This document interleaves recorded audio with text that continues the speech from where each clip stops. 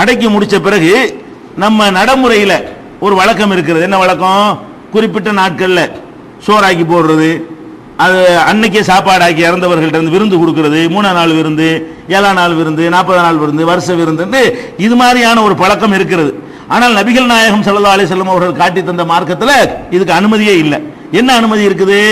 ஜாஃபர் இறந்த பொழுது ஏற்கனவே சொல்லப்பட்டிருக்கிறது. ஜாஃபர் ரலியல்லாஹு அன்ஹு அவர்கள் அவங்களுடைய தம்பி, அவங்க இறந்த பொழுது ரசூல் ஸல்லல்லாஹு அலைஹி வஸல்லம் வந்து சொன்னார்கள், இஸ்னவுலி ஆலி ஜாஃபர் தாமன், ஜாஃபருடைய குடும்பத்தாருக்கு நீங்க எல்லாம் சாப்பாடு செஞ்சு கொடுங்க அப்படின்னு சொல்லி ரசூல் ஸல்லல்லாஹு அலைஹி வஸல்லம் அவர்கள் சொல்லி, அது ஏன்னா அவங்களுக்கு வேற ஒரு கவலை இருக்கிறது, இப்போ சோறுலாம் ஆக்க முடியாது அவங்களுக்கு, அதனால நீங்க சமைச்சு கொடுங்கன்னு சொல்லி மற்றவங்களுக்கு உத்தரவு போட்டாங்களே தவிர மௌத்தான வீட்டில் சமைக்க சொல்லி போய் திங்கிறதுக்கு ரசூல் ஸல்லல்லாஹு அலைஹி வஸல்லம் அவர்கள் அதுக்கு ஆர்வமூட்டவும் இல்லை, சொல்லவும் இல்லை.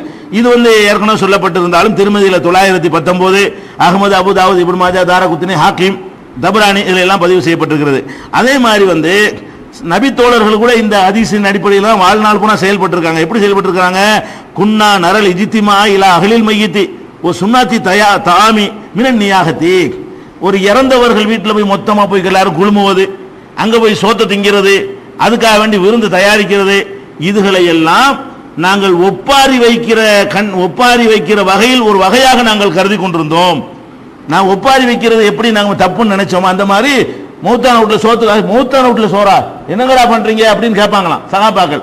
அதை நாங்கள் ஒரு ஒப்பாரிக்கு நிகராகத்தான் இதை கருதி வந்தோம் என்று சொல்லி ஜரீர் இப்னு அப்துல்லாங்கிற சஹாபி சொல்றாங்க.